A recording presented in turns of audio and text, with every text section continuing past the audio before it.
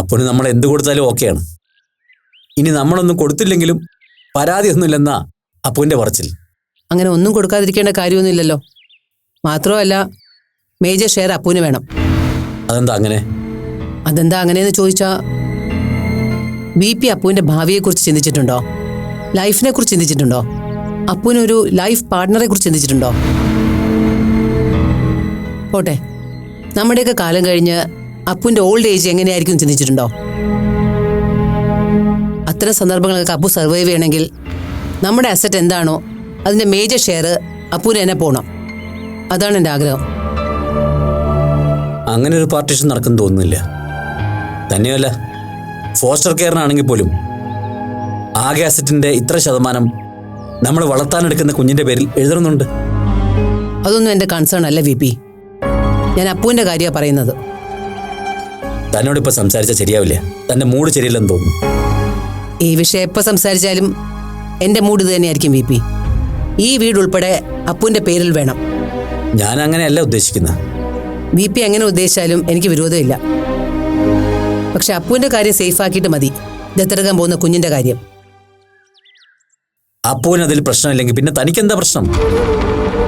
ഞാനേ അപ്പുവിന്റെ അമ്മയായതുകൊണ്ട്, അതുകൊണ്ട് തന്നെ എനിക്കത് പറയാനുള്ള യോഗ്യതയുണ്ട്. പിന്നെ VP ചിന്തിക്കുന്നുണ്ടാവും എൻ്റെ പേരിൽ സ്വത്തൊന്നുമില്ലല്ലോ, അതുകൊണ്ട് കാര്യങ്ങളൊക്കെ VP മാത്രം തീരുമാനിച്ചാൽ മതിയെന്ന്. എങ്കിലേ അത് അബദ്ധമാണ്. ആ ധാരണയൊന്നും വേണ്ട. ഈ വീട് എൻ്റെയും VPയുടെയും കൂടെ പേരില്ല. ഇനി അല്ലെങ്കിൽ കൂടി ദത്തെടുക്കാൻ ഞാൻ സമ്മതിക്കണമെങ്കിൽ ഞാൻ പറഞ്ഞ ഈ കാര്യം നടന്നിരിക്കണം. ഗീത, താൻ എൻ്റെ ക്ഷമയെ പരീക്ഷിക്കരുത്. അതെ, VPയോട് എനിക്ക് അത് തന്നെ പറയാനുള്ളത്.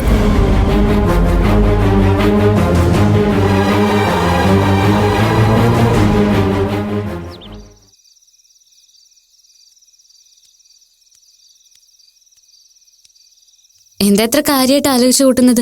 ഏയ് ഒന്നുമില്ല. താനിത് എവിടെയായിരുന്നു? ദാ ഇപ്പൊ അപ്പ വിളിച്ചു വെച്ചതേ ഉള്ളൂ.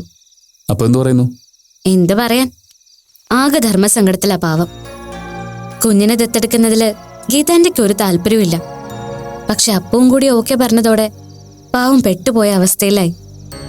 അതപ്പൂനും അറിയാം. എങ്കിൽ പിന്നെ അപ്പൂന് വിജയങ്ങളിനോട് പറഞ്ഞുകൂടെ ഈ അഡോപ്ഷൻ വേണ്ടെന്ന്? ഇനി അപ്പു VP അങ്കിളുടെ ഒരു തീരുമാനത്തിന് എതിരെ നിൽക്കില്ല. കാരണം അപ്പുവിന്റെ മനസ്സിനോടൊപ്പം VP അങ്കിള് നിൽക്കാൻ തയ്യാറായില്ലേ. എന്നാ പാവം ഗീതാന്റെ സങ്കടം കണ്ടു നിൽക്കാനും അപ്പുന് പറ്റുന്നില്ല. ആകെ ധർമ്മസങ്കടത്തിലാ പാവം. അതെ, നമുക്കിതിന് എങ്ങനെയെങ്കിലും ഒരു പരിഹാരം കാണണം ഡോക്ടറെ. VP അങ്കിളിനെ തീരുമാനത്തിൽ നിന്ന് പിന്തിരിപ്പിക്കാൻ എന്തെങ്കിലും ഒരു ഐഡിയ തോന്നുന്നുണ്ടോ? ഹലോ, ഞാൻ ഈ പറയുന്ന വല്ല ഡോക്ടർ കേൾക്കുന്നുണ്ടോ? താൻ എന്താ പറഞ്ഞേ? കുന്തം. അതിനിടയിൽ ഇത് എവിടെ പോയതാ? ഒന്നുമില്ലടോ, ഞാൻ അപ്പുവിന്റെ കാര്യം തന്നെ ആലോചിക്കായിരുന്നു. VP അങ്കിളിനെ ഈ തീരുമാനത്തിൽ നിന്ന് പിന്തിരിപ്പിക്കാൻ എന്തെങ്കിലും ഒരു ഐഡിയ ഉണ്ടോന്നാ ഞാൻ ചോദിച്ചത്. ഐഡിയ അതിപ്പോ അപ്പു കൂടി സമ്മതിച്ച സ്ഥിതിക്ക്. അലീനയാ, അവരെന്തിനാ ഇപ്പൊ വിളിക്കുന്നേ? എന്തിനാ വിളിക്കുന്നെന്ന് കോൾ എടുത്ത് നോക്കിയാലല്ലേ അറിയൂ. ഓ, എന്തെങ്കിലും സംശയം ചോദിക്കാനോ പറ്റുമായിരിക്കും. എടുക്കാതിരിക്കുന്നതാ ബുദ്ധി. അയ്യോ, അത് കഷ്ടല്ലേ. ചിലപ്പോ എന്തെങ്കിലും അത്യാവശ്യ കാര്യത്തിനാവും വിളിക്കുന്നെങ്കിലോ കോൾ അറ്റൻഡ് ചെയ്യും. ഹലോ, ആ അലീന പറയൂ. നേരത്തെ വിളിച്ചിരുന്നോ? സോറി, ഞാനിപ്പം ബിസി ആയിപ്പോയി. ഡോക്ടർ സാർ ഇപ്പൊ എവിടെയാ? ഞാനിപ്പോ വീട്ടില്. എന്താ അലീന? എന്താന്നറിയില്ല, ഇന്ന് നിന്നോട് കുറച്ച് തുറന്ന് സംസാരിച്ചപ്പോ ഒരുപാട് റിലാക്സ്ഡ് ആയ പോലെ തോന്നി. ആ അതെ, പിന്നെ വീടിന്റെ കാര്യം എന്തായി? ഓ, മിസ്സസ് അടുത്തുണ്ടല്ലേ. അപ്പൊ പിന്നെ കൂടുതൽ കിന്നരിക്കാൻ നിൽക്കാതെ മാറ്ററിലേക്ക് വരാം. നമ്മൾ അന്ന് പോയി കണ്ട വീടില്ലേ, അത് ഫിക്സ് ചെയ്യാന്ന് തീരുമാനിക്കാം. അത് നല്ലല്ലേടാ? ആ, അത് നല്ലതാ. നിങ്ങൾ രണ്ടുപേർക്കും അങ്ങനൊരു വീട് മതിയാവും. അപ്പോ നിന്റെ കൂടെ അഭിപ്രായം മാനിച്ച് നമ്മളത് ഫിക്സ് ചെയ്യുന്നു. അപ്പൊ നാളെ ഹൗസ് ഓണറെ കണ്ട് എഗ്രിമെന്റ് സൈൻ ചെയ്യാൻ നീ എന്റെ കൂടെ വരണം. ഓക്കെ? അയ്യോ, ഞാനോ? അതിന്റെ ആവശ്യമില്ല അലീന. താനും തന്റെ ഫ്രണ്ടും കൂടെ പോയാൽ മതി. ഫ്രണ്ട് ഇല്ലാത്തോണ്ടാണല്ലോ നിന്നെ എഴുന്നള്ളിക്കാന്ന് വെച്ചത്. ദേ, വലിയ ജാടയും പത്രാസൊന്നും കാണിക്കാതെ മര്യാദയ്ക്ക് എന്റെ കൂടെ വന്നോണം. കേട്ടില്ലാർക്കാ? അല്ല, അത് പിന്നെ അലീന. ഒരു പിന്നെയും ഇല്ല മിസ്റ്റർ. താൻ നാളെ മര്യാദയ്ക്ക് എന്റെ കൂടെ വന്നോണം. അല്ലെങ്കിൽ നിന്റെ പെമ്പറന്നാത്തി വിളിച്ച് ഞാൻ പാര വെക്കും, പറഞ്ഞേക്കാം. Have A good night. ആ ഗുഡ് നൈറ്റ്. എന്തിനാ അവരെ വിളിച്ചത്? അന്ന് അവർക്ക് വേണ്ടി നോക്കിയ വീടില്ലേ, അതിന്റെ ഹൗസ് ഓണറുമായിട്ട് കണ്ട് എഗ്രിമെന്റ് എഴുതാൻ ഞാൻ കൂടി ചെല്ലുമെന്നറിയാൻ വേണ്ടി വിളിച്ചതാ. എന്നിട്ട് പോവാന്ന് സമ്മതിച്ചോ? ആ നോക്കട്ടെ, പറ്റുമെങ്കിൽ പോവാം. പറ്റിയാലല്ല, എന്തായാലും പോണം. ഡോക്ടർ എത്ര വിശ്വാസമായതുകൊണ്ടല്ലേ അവർ വിളിച്ചത്. ഒന്ന് സഹായിക്കുന്നതുകൊണ്ട് എന്താ കുഴപ്പം? ദേ, നാളെ എന്തായാലും അവർക്കൊപ്പം പോണം. ആ നോക്കാം. അതെ, കഴിക്കാൻ എടുക്കട്ടെ? ആ എടുക്ക, ഞാൻ എന്താ വരുന്നു.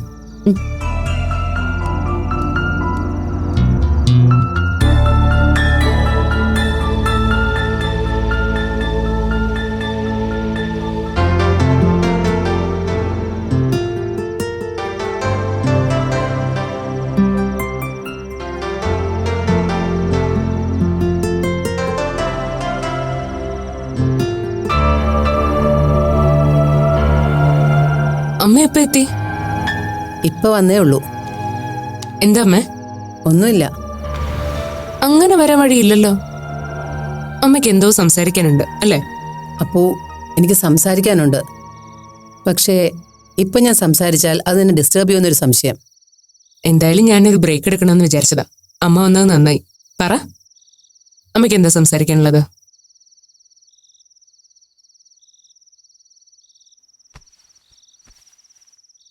ഞാനൊരു കാര്യം ചോദിച്ചാൽ നീ സത്യമേ പറയാവൂ? അത് ശരി. അപ്പൊ ഇത് കോടതിയാണല്ലേ? ഈ കോടതി മുമ്പാകെ സത്യം മാത്രമേ ബോധിപ്പിക്കൂ എന്ന് ഞാൻ സത്യം ചെയ്യുന്നു. സത്യം, സത്യം, സത്യം. പോരെ? തമാശ കളയപ്പോ, ഞാൻ സീരിയസ് ആയിട്ട് ചോദിക്കുക. പറ, എന്താ അമ്മയ്ക്ക് അറിയണ്ടേ? അമ്മ പറയാതെ തന്നെ ഈ മനസ്സിൽ എന്താന്ന് ഞാൻ പറയട്ടെ. ഈ വീട്ടിലേക്ക് ഒരു കുഞ്ഞിനെ ദത്തെടുക്കുന്നത് സമ്മതമാണെന്ന് ഞാൻ ആത്മാർത്ഥമായി പറഞ്ഞതാണോന്നല്ലേ? നിനക്കതിൽ ഒരു പരാതിയില്ലേ? അമ്മേ, ഞാൻ എന്തിനു പരാതിപ്പെടണം, വഴക്കിടണം? അതൊരു അരുതാത്ത കാര്യമാണെന്ന് തോന്നുന്നെങ്കിൽ മാത്രം മതിയല്ലോ അതൊക്കെ. ഇത്തരം എതിർപ്പുകളുടെയും അവഗണനയുടെയൊക്കെ അധ്യായങ്ങൾ ഈ വീട്ടിലെ എല്ലാവരും അഭിനയിച്ചു കഴിഞ്ഞതല്ലേ? ഇനിയും അതൊക്കെ ആവർത്തിക്കണം അമ്മേ. ഇപ്പോ എന്റെ മുമ്പിൽ ഒരു ലക്ഷ്യമുണ്ട്. ഞാൻ അതിൽ മാത്രം കോൺസെൻട്രേറ്റ് ചെയ്യാം. അമ്മേ, എനിക്ക് സങ്കടാവൂന്ന് കരുതി വരാൻ പോകുന്ന കുഞ്ഞിനെ അമ്മ സ്നേഹിക്കാതിരിക്കൊന്നും വേണ്ട. അമ്മ പ്രസവിച്ചതല്ലെങ്കിലും അമ്മയുടെ സ്വന്തം കുഞ്ഞായിട്ട് തന്നെ അതിനെ വളർത്തണം. അതുപോട്ടെ, ഇന്ന് നന്ദൻ സാർ പാർലറിൽ വന്നായിരുന്നോ? വന്നിരുന്നു. നിന്നെ വിളിച്ചിരുന്നോ? ഉവ്വ്. അമ്മയോടൊരു കാര്യം പറഞ്ഞിട്ടുണ്ട്. അതിനെക്കുറിച്ച് കാര്യമായിട്ട് ആലോചിക്കണമെന്ന് പറഞ്ഞു. എന്താ സംഭവം? അതാണ് ഇനി അടുത്ത കടമ്പ. അപ്പോ നന്ദന്റെയും നെല്ലിയുടെ വിവാഹം ഉറപ്പിച്ചു. അതിനു മുമ്പ് ആതിരയുടെയും നിന്റെയും കാര്യത്തിൽ ഒരു വാക്കുറപ്പിക്കൽ വേണമെന്നാണ് നന്ദൻ പറയുന്നത്. ഓ, അതാണോ നന്ദൻ സാർ ഇത്ര ഗൗരവമായിട്ട് ആലോചിക്കണമെന്ന് പറഞ്ഞ? നന്ദന്റെ ആവശ്യം ന്യായമാണ് അപ്പോ. പക്ഷെ നമ്മളിത് എങ്ങനെ വി പിയോട് അവതരിപ്പിക്കും? ആതിരയുടെ കാര്യം വി പി അറിഞ്ഞാ എങ്ങനെയാവും എടുക്കുക? അങ്ങനെയാണെങ്കിൽ അമ്മ ഇത് വി പിയോടൊന്ന് പ്രസന്റ് ചെയ്യും.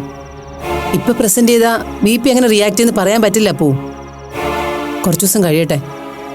അപ്പോഴേക്കും ചൈൽഡ് കെയർ ഇൻസ്റ്റിറ്റ്യൂഷനിൽ നിന്ന് എന്തെങ്കിലും റിപ്ലൈ കിട്ടുമല്ലോ. അതുകൂടെ നോക്കിയിട്ട് പ്രസന്റ് ചെയ്യാം. ശരി, അത് അമ്മയുടെ ഇഷ്ടം. അമ്മ അത് വേണ്ട പോലെ കൈകാര്യം ചെയ്യുക. ഞാനും നന്ദൻ സാറിനെ ഉടനെ നേരി കാണുന്നുണ്ട്. നീ വാ, ആഹാരം കഴിക്കാം. ഞാൻ വരാം. അമ്മ പൊയ്ക്കോ. അമ്മേ, ഒരു മിനിറ്റ്. എന്താ അപ്പു? എന്റെ കാര്യം ഓർത്ത് അമ്മ ഇപ്പൊ വല്ലാതെ വിഷമിക്കുന്നുണ്ടെന്ന് എനിക്കറിയാം. എങ്കിലും ഒരു റിക്വസ്റ്റ് ഉണ്ട്. കൂടെ കൂടെ വന്ന് എനിക്ക് വിഷമായോ സമ്മതമാണോ എന്നൊക്കെ ചോദിക്കുമ്പോൾ എനിക്ക് എന്തോ പോലെ. ഇനി അതിനെക്കുറിച്ച് അമ്മ എന്നോട് ചോദിക്കരുത്. ഞാൻ പറഞ്ഞല്ലോ, ഈ കാര്യത്തിൽ ബി പിയുടെ ഏത് തീരുമാനത്തിനും എനിക്ക് സമ്മതമാണ്, 100%.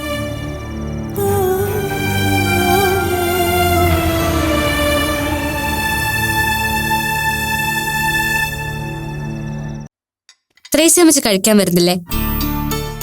അമ്മച്ചിക്ക് വേണ്ടാന്നും പറഞ്ഞിരിക്കുക. വേണ്ടെന്നോ? അതെന്തുപറ്റി? രാവിലെ ഡൽഹിയിൽ നിന്ന് മോളി ചേച്ചി വിളിച്ചിരുന്നു.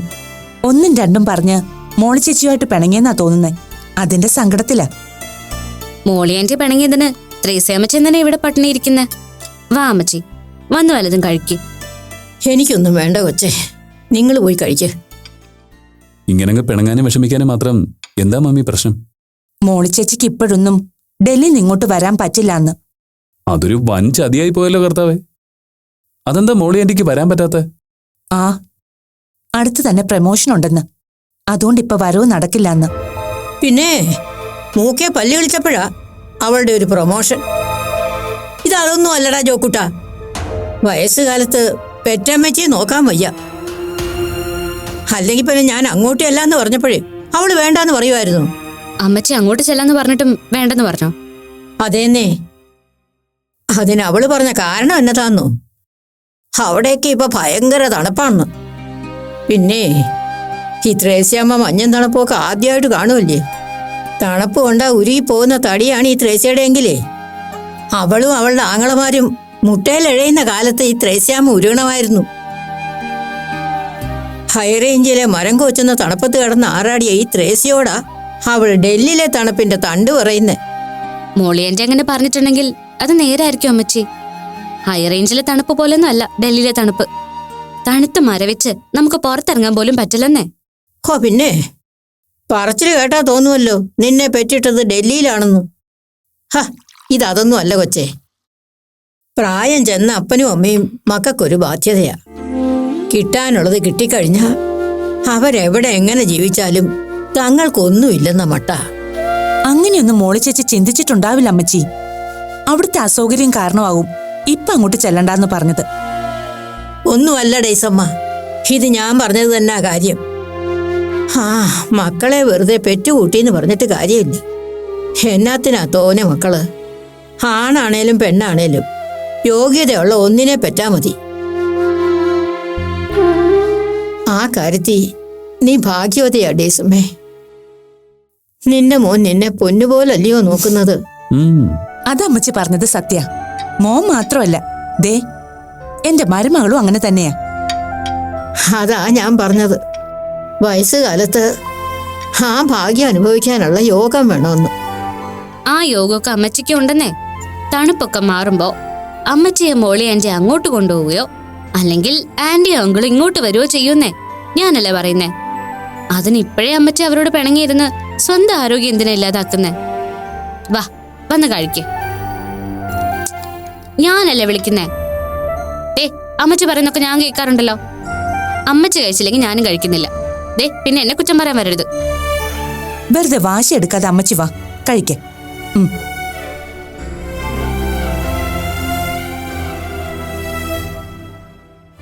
അമ്മ കുറച്ചിങ്ങോട്ട് വയ്ക്കാം. നീ പറഞ്ഞത് ശരിയാടി കൊച്ചേ. അവരോട് പിണങ്ങി ഞാൻ എന്തിനാ എന്റെ വയറ് കാഞ്ഞു കിടക്കുന്നേ? ആ, അവർക്കൊക്കെ തോന്നുമ്പോ വരുവോ കൊണ്ടുപോകുവോ എന്നാ വേണേലും ചെയ്യട്ടെ. നമ്മൾ കൊതിച്ചിട്ടൊന്നും കാര്യമില്ല. തമ്പുരാൻ വിധിച്ചതല്ലേ നടക്കൂ. അത്രേ ഉള്ളൂ. അമ്മച്ചി എടുത്ത് കഴിക്കാം. ആന്റി കഴിക്കുന്നില്ലേ? നിങ്ങൾ കഴിക്ക, ഞാൻ കുറച്ച് കഴിഞ്ഞ് കഴിക്കാം. കഴിക്കാം അമ്മച്ചി. ഡേസമ്മോ, നീ പറഞ്ഞത് നേരാ കേട്ടോ. നല്ല മോളാ ഇവള്.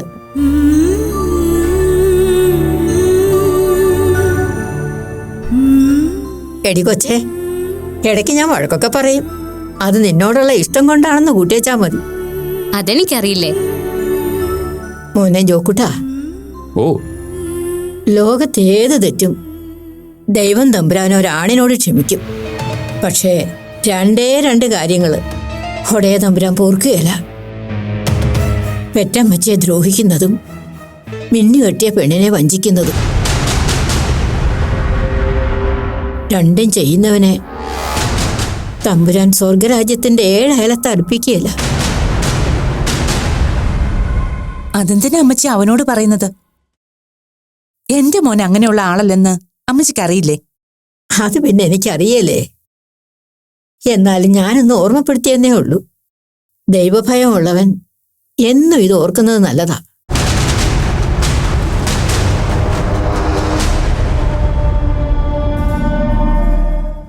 ഡോക്ടർ, ദാ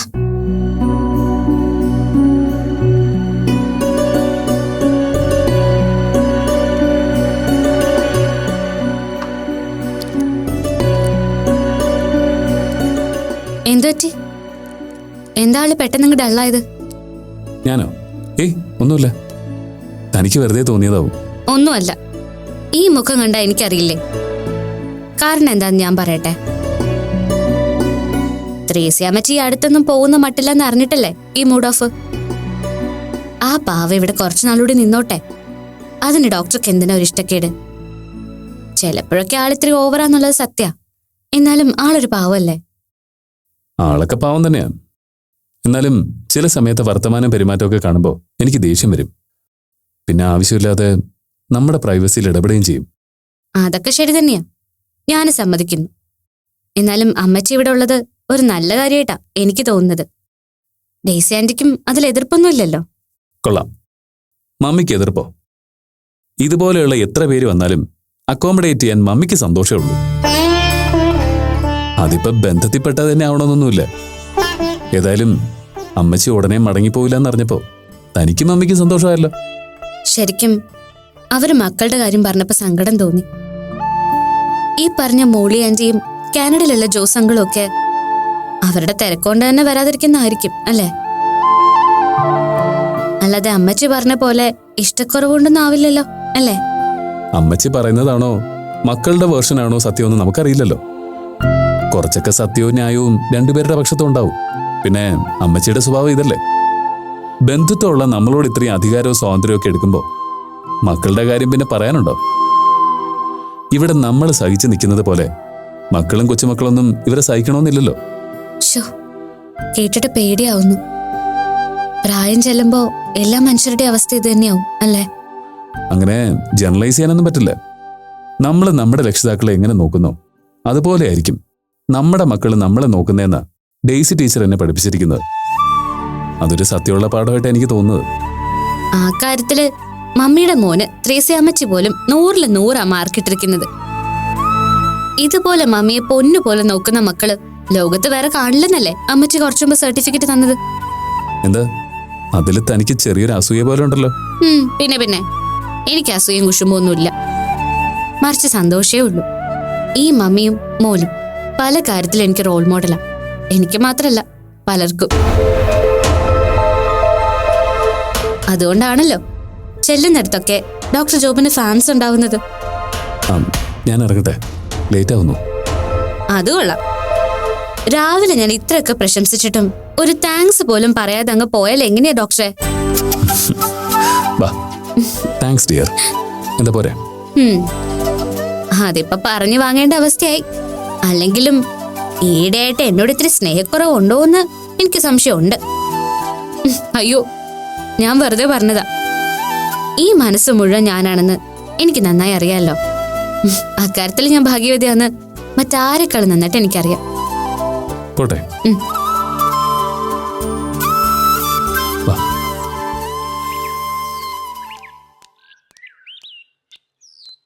ആ പിന്നെ വൈകിട്ട് പറ്റിയ നേരത്തെ വരണേ. എന്താ എന്താ കാര്യം? പറ്റേ നമുക്ക് വീട് വരെ ഒന്ന് പോണം. എന്തോ ത്രേസ്യാമ്മച്ചി അങ്ങനെ പറഞ്ഞുകൊണ്ടാവും അമ്മയും അച്ഛനെയൊക്കെ ഒന്ന് കാണാൻ തോന്നുക. നമുക്ക് പോടോ, ഇറങ്ങട്ടെ. അല്ല, ഇന്ന് വൈകിട്ട് ഡോക്ടർക്ക് ഫ്രീ ആവാൻ പറ്റില്ലല്ലോ. എന്താ? ഇന്ന് ഈവനിങ് അലീന ഡോക്ടർക്കൊപ്പം വീട് നോക്കാൻ പോണ്ടേ? കൊള്ളാം, അത് മറന്നു അല്ലേ? നോക്കട്ടെ, അത്യാവശ്യമാണെങ്കിലേ പോകുന്നുള്ളൂ. അത് വേണ്ട. അത്യാവശ്യമായതുകൊണ്ടാവുമല്ലോ അവര് രാത്രിയിൽ തന്നെ ഡോക്ടറോട് ഇക്കാര്യം വിളിച്ചു പറഞ്ഞത്. ചുമ്മാ ജാടയിടാതെ അവരുടെ കൂടെ പോയി വീടിന്റെ കാര്യം സാധിച്ചു കൊടുക്കുന്നേ. പാവം, അവർക്കിവിടെ ആരും പരിചയമില്ലാത്തോണ്ടല്ലേ ഡോക്ടറെ ഹെൽപ്പിന് വിളിച്ചത്. അപ്പൊ ഒന്ന് കൂടെ പോയാൽ എന്താ പ്രശ്നം? അതോ ഇനി എനിക്കെന്ത് തോന്നുന്നു വെച്ചിട്ടാണോ? എങ്കിലേ എനിക്കതിലൊരു വിഷമവും ഇല്ല. എനിക്ക് ഈ ഡോക്ടർ അത്രയ്ക്ക് വിശ്വാസം. അതുകൊണ്ട് അവരോടൊപ്പം പോയി വീടിന്റെ കാര്യം ഓക്കെ ആക്കിയിട്ട് വന്നാ മതി. കേട്ടല്ലോ? ഓക്കെ, ശരി.